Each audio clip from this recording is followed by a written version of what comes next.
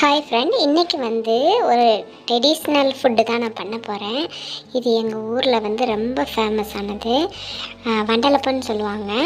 இதுக்கு நான் தேங்காய்லாம் எடுக்கலை. தேங்காய் எடுத்து அதை புழிஞ்சி அதை ரொம்ப போரு. அதனால் தேங்காய் பால் பாக்கெட் 2 வாங்கி ஊற்றிட்டேன். 6 முட்டை, ஒரு பாக்கெட்டுக்கு 6 முட்டை, 2 பாக்கெட்டுக்கு 12 முட்டை அதையும் போட்டு அதை நல்லா பீட் பண்ணி சுகர் போட்டு அதை நல்லா பாயில் பண்ணுறதுக்கு கீழே தண்ணி வச்சு மேலே சட்டி வச்சு சில்வர் ஃபாயிலர் போட்டு மூடிட்டா இப்போ பாருங்கள் சூப்பரான வண்டலப்பம் ரெடி ஆகிடுச்சு.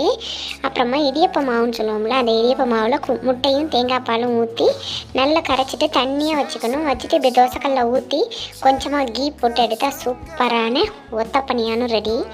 இப்போ நான் வண்டலப்பத்தை கட் பண்ணிகிட்ருக்கேன். சூப்பராக குக் ஆகிடுச்சு பாருங்கள். தேவைப்பட்டால் நம்ம கேஷ்நட் கூட சேர்த்துக்கலாம்.